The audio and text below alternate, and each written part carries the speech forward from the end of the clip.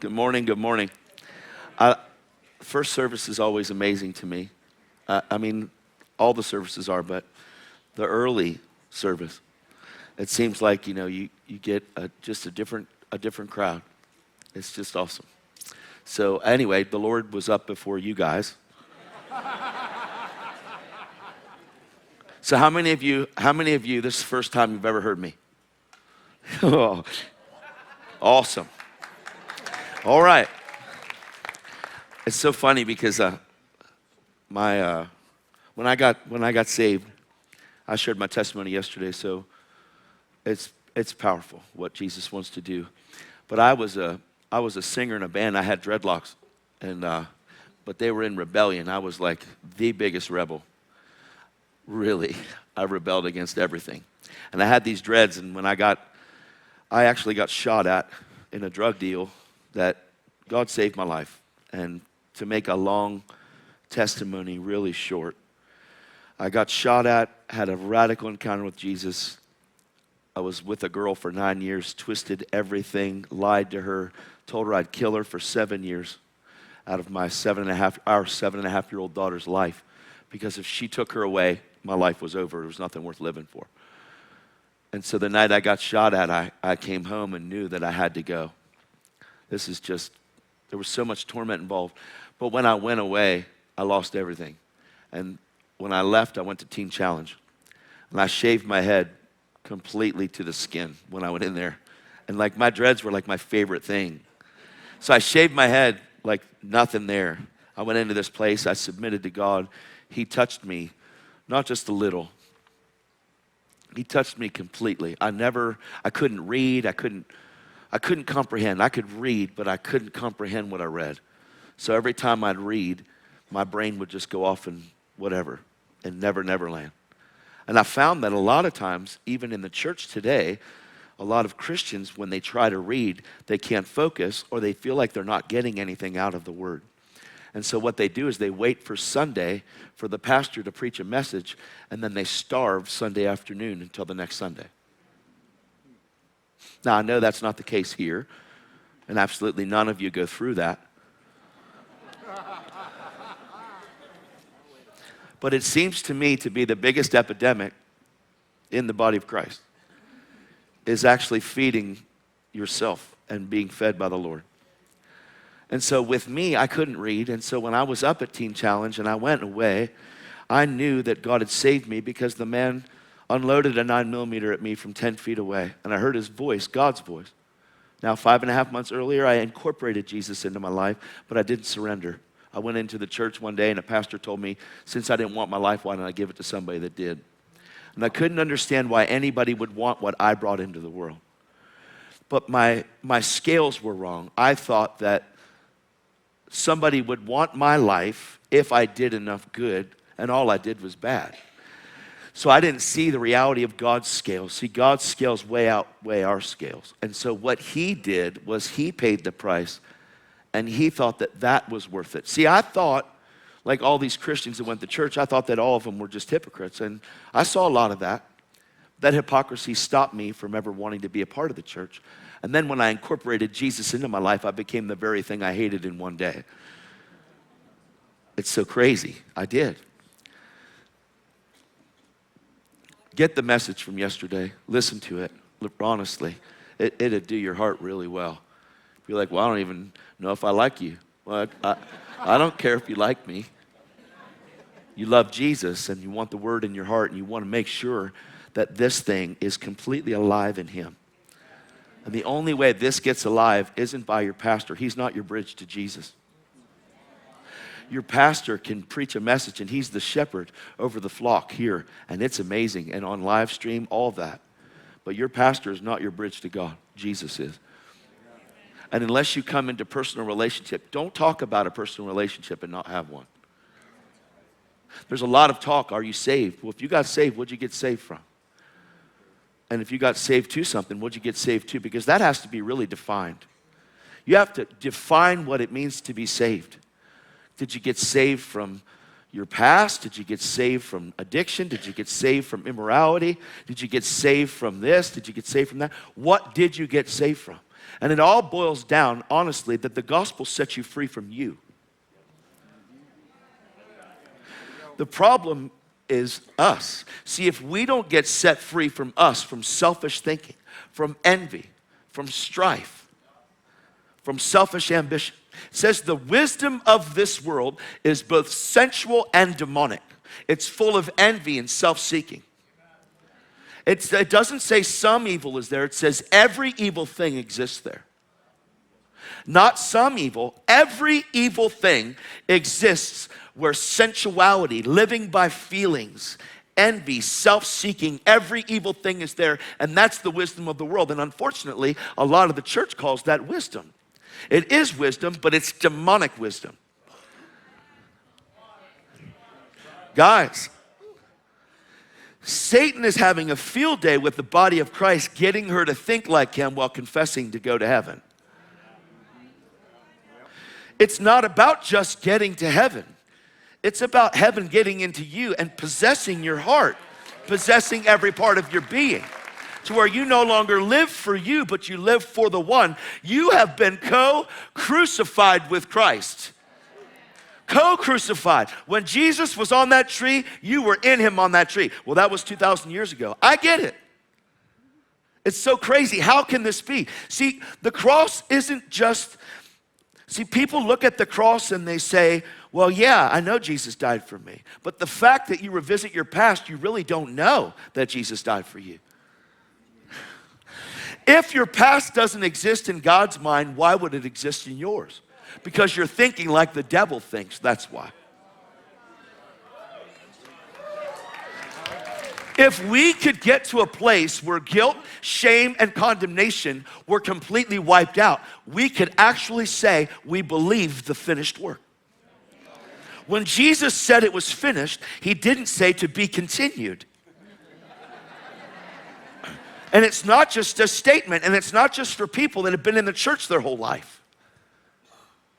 It says that righteousness, you are supposed to reign as a king in this world through the free gift of righteousness and the abundance of grace. You're to reign as a king. That doesn't mean lord over people. Jesus was the King of Kings, and he washed feet. The first sign of a life that's submitted to God is a servant. It's servant leadership. It's being able to lead but serve better than you lead, because servant is where you need to be. Ministry is servanthood. It's serving people. It's not being served. Now, there's a place of honor, and I get it. Like, we want to give honor. But sometimes the culture of honor is confused in that if people don't honor me as a speaker, then it's not the culture of honor. And that's twisted. Honor is given where honor is not even due. Like, we work for a boss that's a complete angry, atheist, mean, just totally treats us bad, and we think that he'll only get honor if he earns it. We think that a waitress that comes over to our table, and we tell them about Jesus and give them the good news, and they snap at us, you actually get on your phone and you subtract the tip.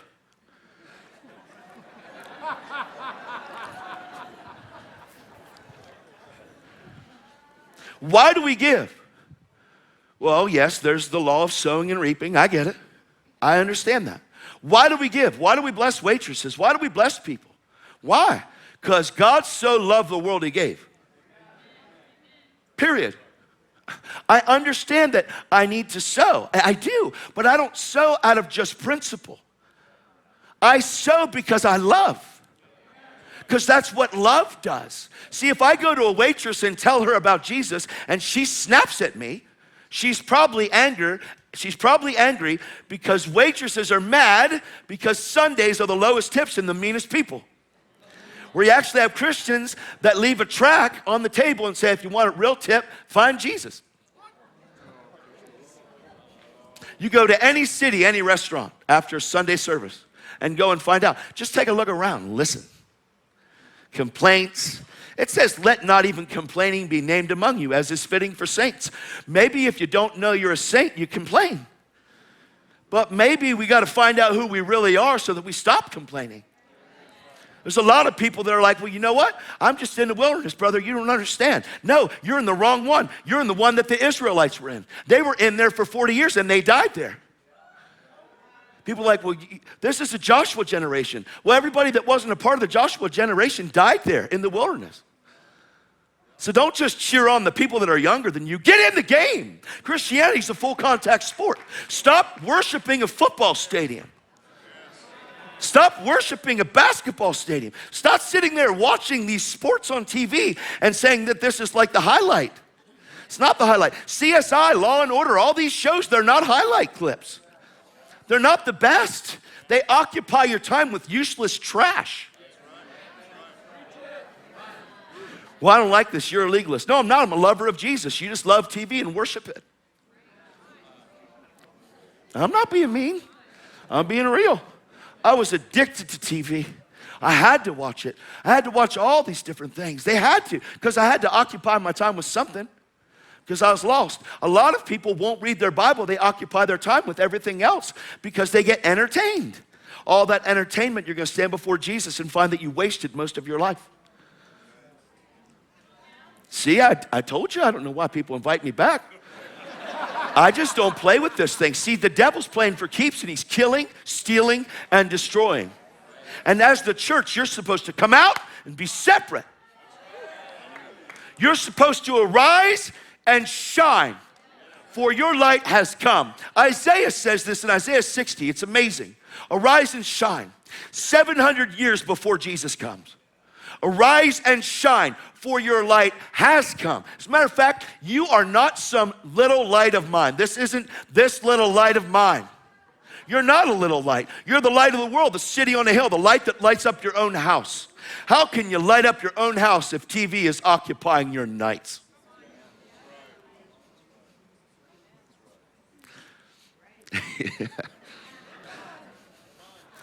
I preach righteousness, buddy. I preach the reality of the kingdom. Life is so short. People say, Todd, you're only 14 years old in Jesus. How do you know so much? How do you have such boldness? I believe, that's why. Where does your boldness come from? I'm in love with Jesus. The ruler of this world is coming, but he has nothing in me. The ruler of this world constantly comes, but what if he has nothing in you? James says, each one, let no one say when he's tempted that God is tempting. No one. God cannot be tempted, nor will God tempt. Each one is tempted when he's led away by his own lusts and desires from within. What if James said the only reason that you're going this way is because this thing's not fixed? Come on, man. What is holiness? What is the pure gospel? What is it? It's Jesus. Where does Jesus live? Yes, he's in our hearts, but God didn't ask you for just your heart. See, people say, I invited Jesus into my heart. Well, you know that you can invite him into your heart and hold back your life?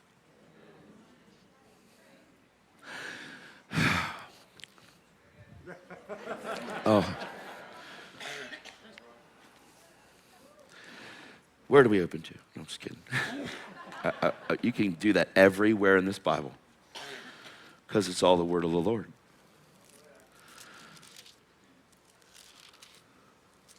Oh, you know whose book this is? Look at that.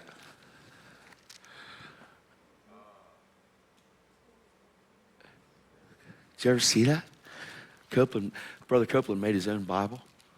And like he's got all the commentary. You could read the commentary and get saved everywhere. I'm not kidding.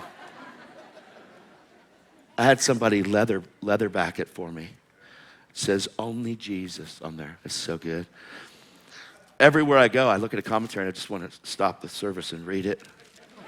I'm not kidding. All right. Romans 12. Woo. I hope you're ready. I'm burning. Look, you can't put this fire out. I don't care what comes my way. You can't put it out. There's no trial that can put out this fire. I've been through so much already. How many of y'all like family reunions? Obviously, you might not be bringing the gospel in there. Okay. Says in Romans 12:1, I urge you,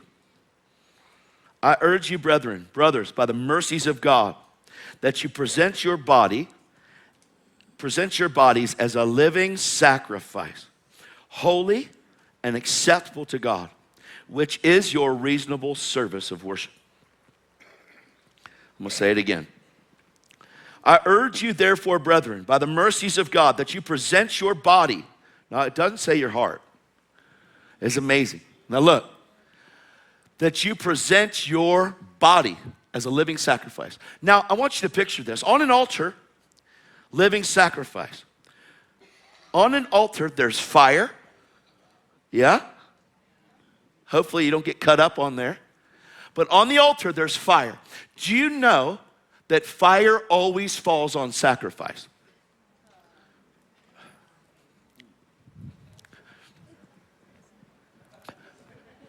If you don't offer your whole life to Jesus, how could you be on fire?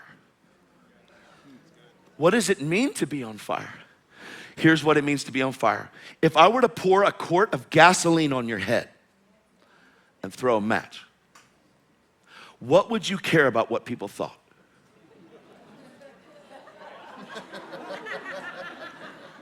Let's just, look, I got some gasoline. We're going to do this. You ready? I'm just kidding. That would be awesome. Any volunteers? A quart of gasoline doused you and lit a match. Now, imagine, let's see, what's the most embarrassing place? The lunchroom at work. Okay. Yeah, or in college in front of the whole class. Or in a church service. That's good enough. But I light that match and I throw it at you.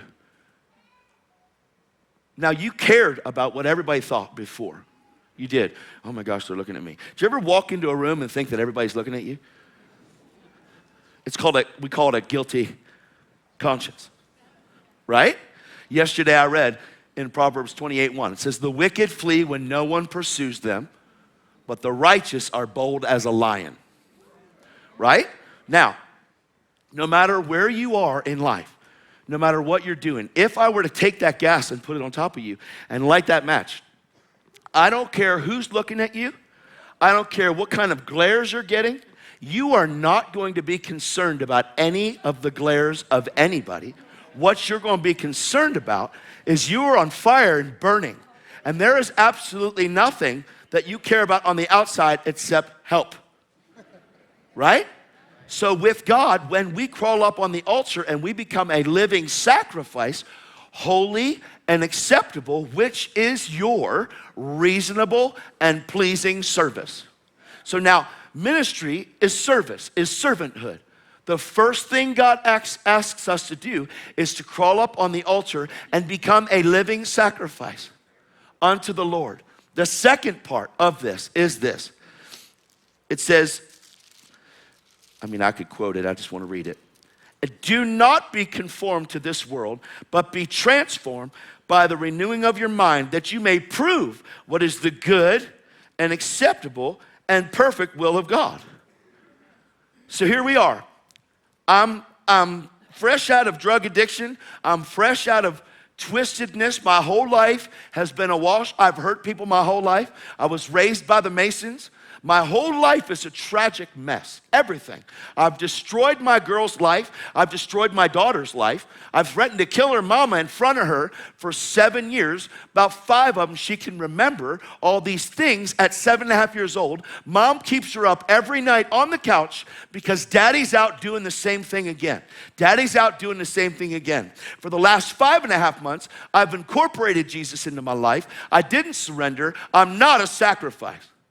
I'm actually like a Christian that has confessed Jesus but has no relationship whatsoever. I can't read, so I can't understand what I'm reading when I read, so I don't bother picking up the book ever. So I go to Teen Challenge after I get shot at. I shave my head bald. I go into Teen Challenge. I go into the prayer room. In there every morning, I would set my alarm an hour earlier than everybody else. Why? Because I know that God saved my life. But I don't know how to get to him. And because I don't know how to get to him, he got to me. He got to me, he saved my life, he spared it, but he didn't spare it for me to hold back this life from him. And he didn't save me just so I would give him my heart. He saved me because he wants all of me. See, mercy woke you up today, and God gave you one more day to manifest him and not you. Mercy said good morning. God gave you one more day to manifest him and not you. You are not here for you. You are here for him. You were purchased with a price. See, the cross isn't just the revelation of your sin. See, a lot of times people are taught that the cross is just the revelation of your sin. That you were such a horrible sinner, so Jesus had to come into this world so that he could like die for your horrible sin. Sin was an issue, but something underneath of that sin was of great value for heaven to have paid such a high price to come and purchase your life. The measuring stick of God's love is that an innocent man that never sinned, not once, not ever, came and became guilty so that you could be not guilty. Listen, the cross doesn't just reveal your sin. The cross reveals your value to the Father. To say that you're not worth it is to say that the blood of Jesus was not worth it. To say that you're worthless is to say that Jesus was worthless. Because he who knew no sin became sin so that I might become the righteousness of God that's in Christ Jesus. It's not just about how horrible you were. Yes, I was horrible. Yes, I was twisted. Yes, I was lost. Yes, I was blind. Yes, I was dead. But Jesus paid the price. He paid the price that the Father thought was worth my life. And so the price that he paid determines my value. But if I don't see what he did, I'll never know what my worth is. My worth apart from the cross is nothing. But when I see what Jesus did, when I get born again, I get a brand new dad. So no matter what my father did, no matter what my mother did, no matter what they said, no matter what aunts, uncles, nephews, nieces, cousins, uncles, it doesn't matter. When I get born again, everything changes. See, a generational curse can come through a family line. I will visit up to a 3rd and 4th generation. But righteousness says, when I see what Jesus did, there is no curse that makes it through the bloodline of Jesus Christ. Not one. Not one. Drop your deliverance books. Drop them. Pick up the book. Find out the reality of it. See, you don't have a deliverance ministry, you don't have a healing ministry. There's no raising the dead ministry. There's no casting out devil ministry. It's all the same.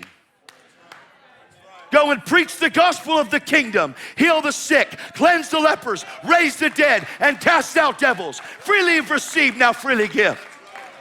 That's the gospel. That's the gospel. Every one of us have been given the same ministry. Yeah, but I don't know what I want to do. Well, pick something. Then go preach the gospel, heal the sick, cleanse the lepers, raise the dead, and cast out devils. Yeah, but I don't know if I want to be a doctor or a lawyer. Well, pick one.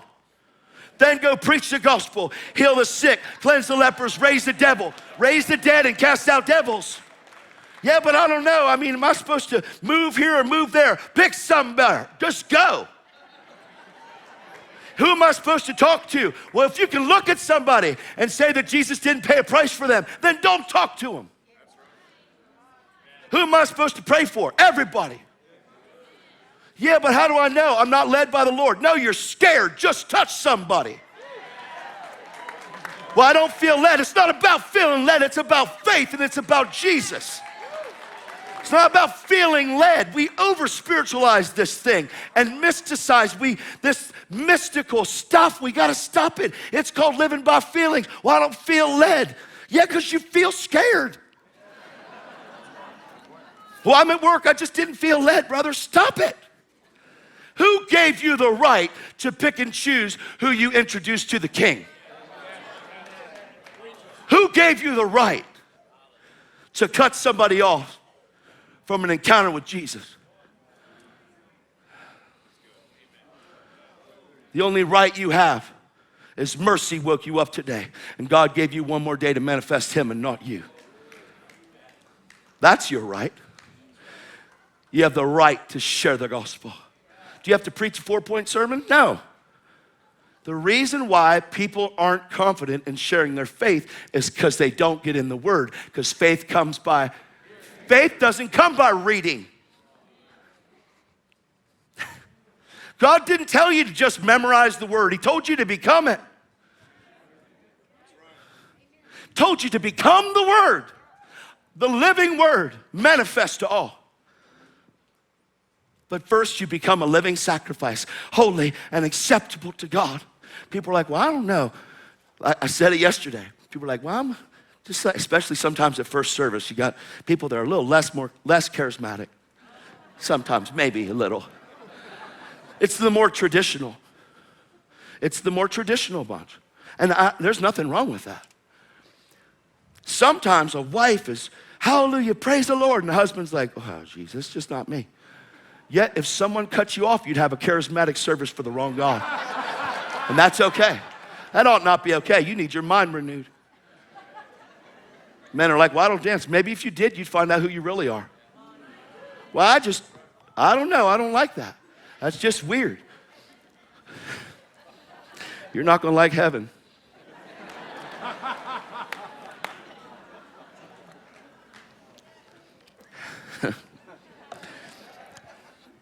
I really don't know why people keep coming. My heart so burns for the body of Christ to just be normal. I'm just so done with not being normal. Man, I come out of Teen Challenge and I had enjoyed this place of going in the prayer room, and honestly I didn't know where to read. You know? And one day they were talking about trials. And I've been in front of so many judges in my life, and I was always guilty, like always. There was never a time I was in front of a judge and wasn't guilty. Ever. I mean, I've been in front of so many. I've been through so many courts. I've been extradited across America twice, court-martialed, you name it, I've been through it. Bounty hunters taking me across state lines in orange jumpsuit. I've been through it. Crossed America twice, 2 free trips. On the plane, the orange jumpsuit, shackles, walking through Denver airport, sitting on the plane, kids, mommy. I've been through it all. So one day at Teen Challenge, they're talking about trials. And I'm like, I hate trials. I hate them. I hate trials. And my recollection of trials is being in court, being guilty. And I hated it. So I figured that morning that I was going to find out what they was talking about. Because I hate trials. And they said, consider it joy. I'm like, joy, trials. You know the only way you can really enjoy a trial and really be joyful is being not guilty?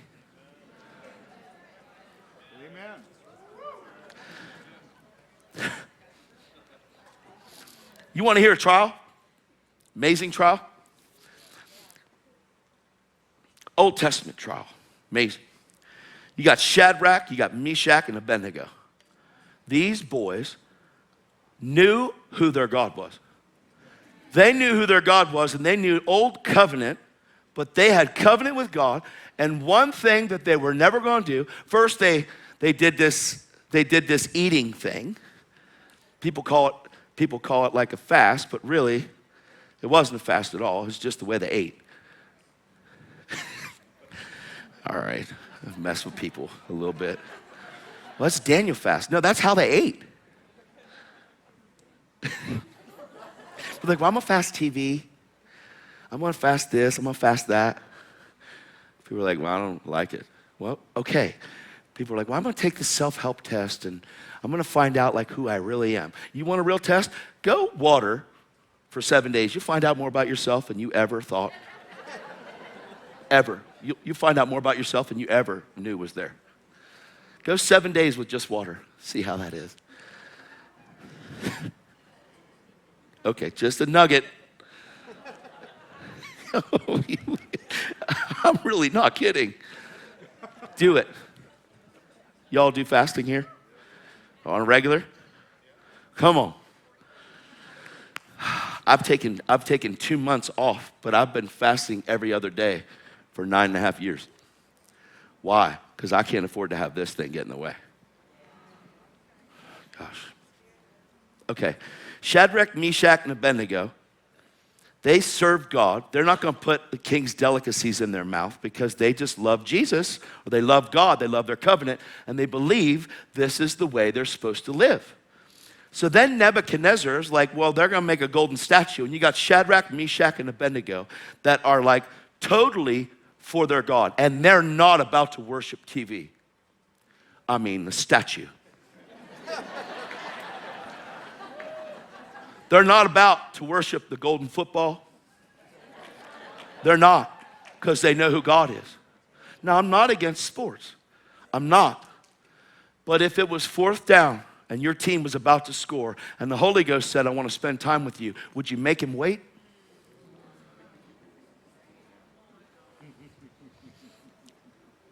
Probably not a good idea. You'll see what the game was after. Oh. It really breaks my heart to see stadiums full of people that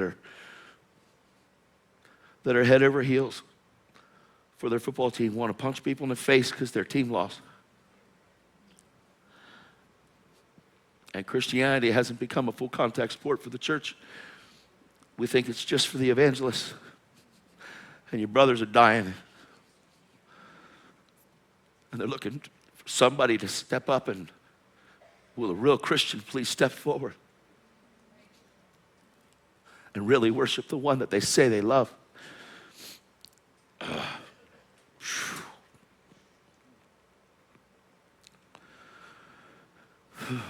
Wow, that was heavy. I was done. There's nothing in this thing for me. I just want to give him glory. That's all. I just want to bring him glory with everything I do. Everything. Everything. Least you could do is live for him and give him everything you are. Stop holding back. You don't have the right to hold back. Take the basket off your head.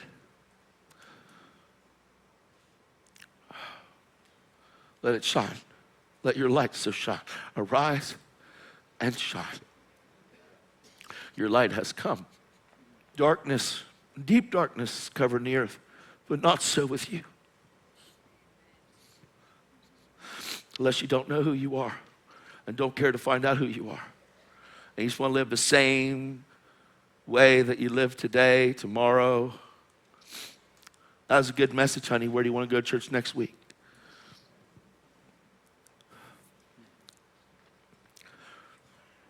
God wants return on his investment. He really wants return on his investment. Jesus did more for us. And then just died for us to get to the sweet old by and by one day. The mission statement of the Christian isn't to get to heaven. If you got born again to get to heaven, you'd have probably disappeared when you prayed that prayer, but you didn't. The mission statement of the Christian isn't to get to heaven. The mission statement of the Christian is 1 John 3:8. For this reason, the Son of Man was made manifest, to destroy the works of the devil. The mission of the Christian is to destroy the works of the devil. Heaven is not your mission. Heaven is your destination. Heaven is your destination. It's have as many people come and populate heaven with us. As many colleagues, workers, friends, bosses, relatives. The people that don't know Jesus would come to know him because they know you and you know him. This Christian life is no joke, and it's not a club. Nero lined the streets with human torches.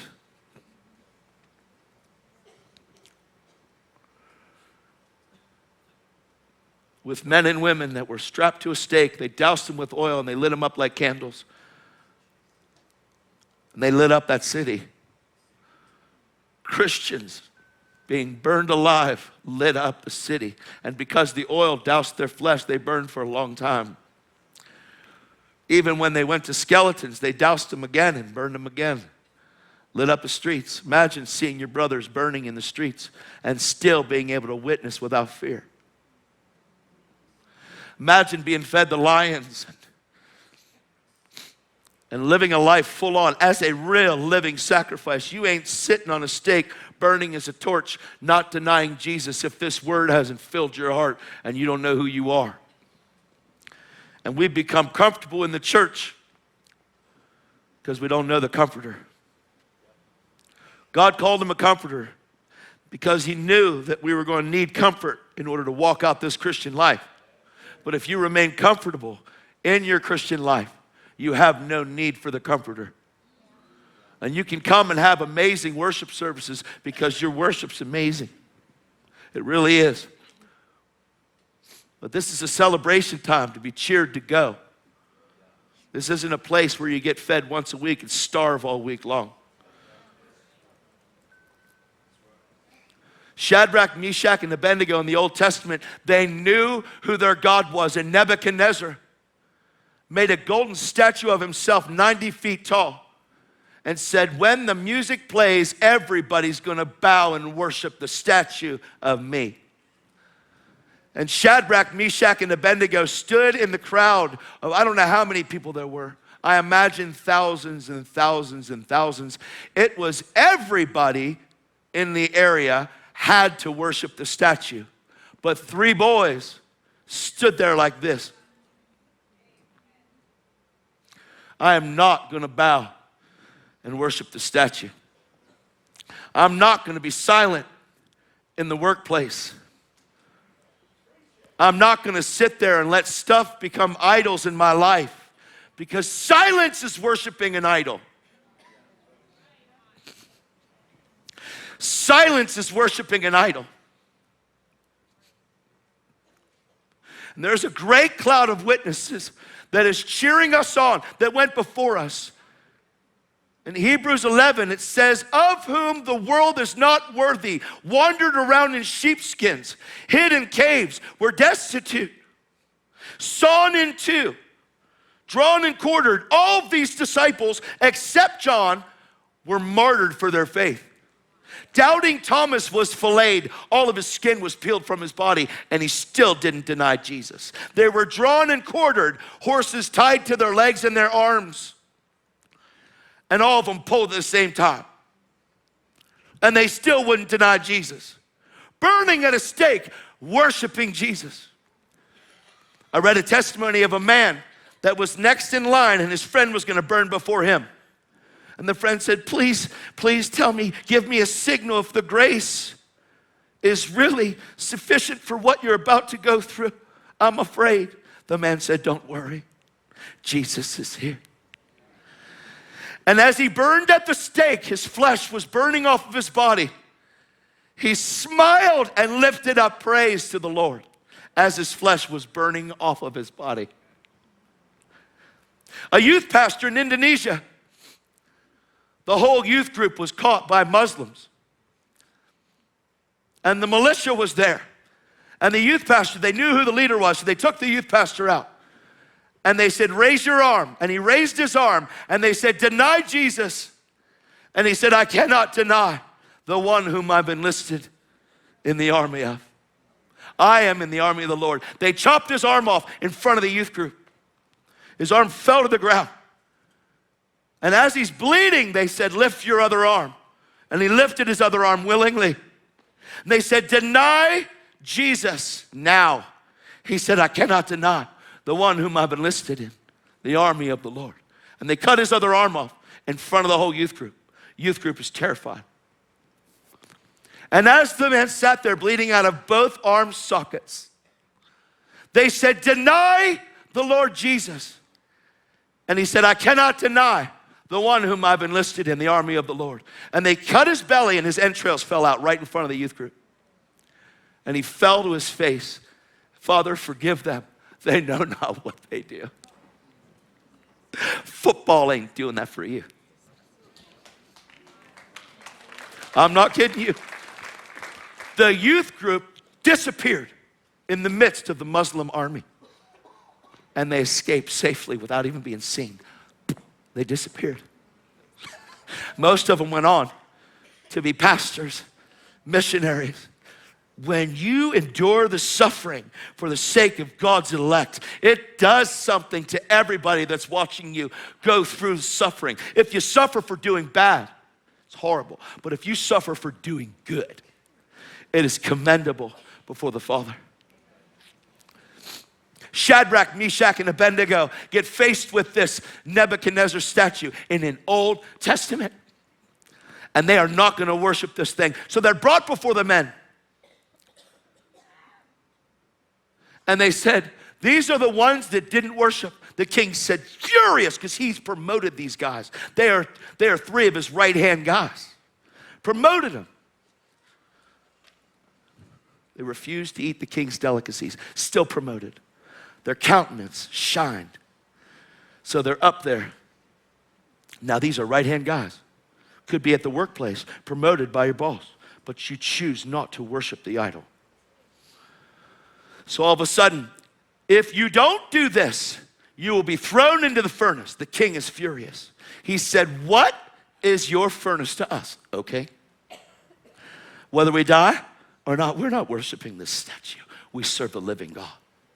The king turned it up 7 times hotter, like the first fire wouldn't have killed him.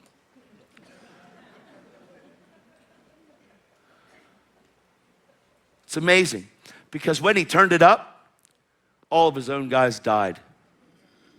So how did Shadrach, Meshach, and Abednego get in that furnace if all the people were going to throw them in died? They jumped in.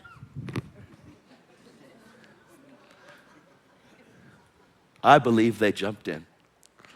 They jumped in because they knew their God was able. Here's a question I got for you guys. Do you think your God is able? Stand to your feet, please.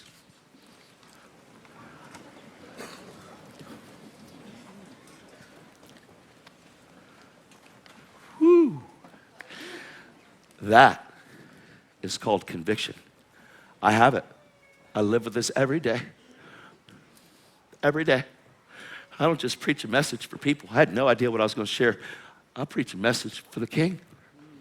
Amen. But I live with a constant conviction that everybody around me is worth the price that Jesus paid. And if you renew your mind, you spend time, get in there and say, God, I don't get it. Help me. I need your help. James says, count it joy when you face trials. You can't face a trial with joy unless you know who you are when you're in the midst of the fire and who you serve. Put your hands on your heart, please. Jesus, I ask you to overwhelm people with conviction that the reality of what it really means to live for Jesus would be a constant in our life, and that we would never shift, turn in any direction, but running to your arms. God, I ask you to mark everybody here today with the pure gospel, that you would overwhelm us to think that the fire could really kill us when we serve a God that's Lord over the fire. In Jesus' name, amen. Hallelujah. Sorry. Yeah.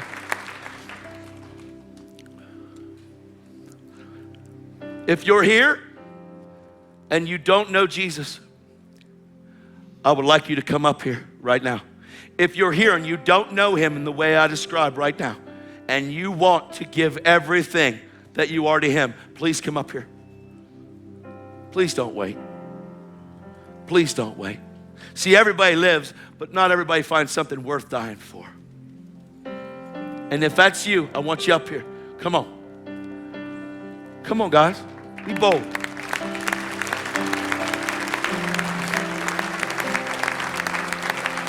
Come on.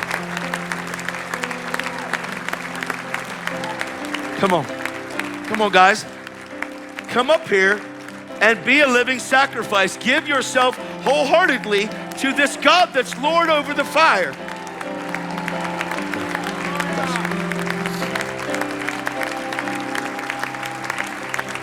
Come here, buddy. That's pure. Guys, if you don't know him, please come up here.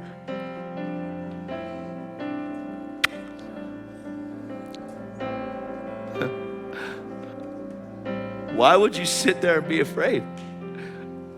Why don't you find something that make you never afraid? Come on. Come on, guys.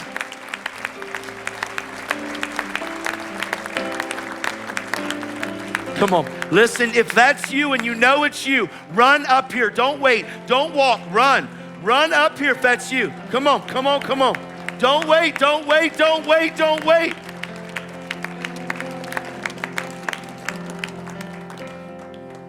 You don't got to be afraid no more. Hey, young man, I'm proud of you. Proud of you, man. I really am. I've been watching you the whole time. Proud of you. God's going to transform you. You're a leader, man. You have it in your heart to lead. God's going to give you boldness, great boldness, man.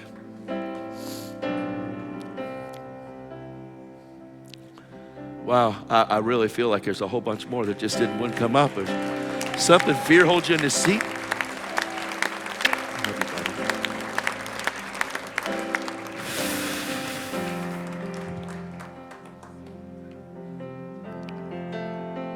I'm really sorry, Pastor, I go over time. I apologize.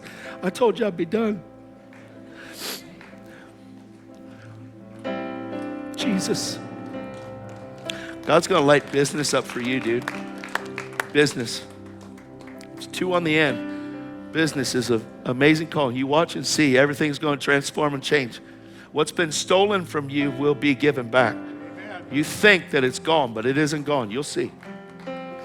Radical change. You're a warrior too.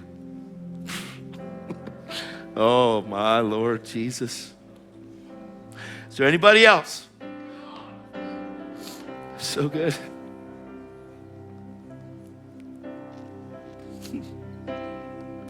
Man, if I came here just for one of y'all, life's been beating you up and it's going to stop today. I'm not kidding you, honey. Everything's been taken from you. Think it's over. No, it's not over. It's not over. It's not over. It's not over. It's not over. It's not over. Somebody come behind her, please. Free. Free. Jesus, Jesus, Jesus, Jesus, Jesus, Jesus, Jesus.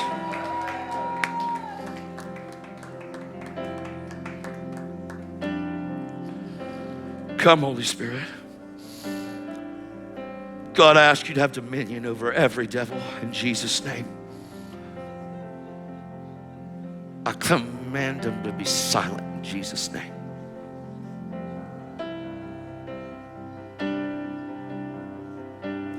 Raise up confidence, God, in your bride. Jesus' name. Jesus' name. Jesus' name. Jesus' name. Jesus' name. Jesus' name.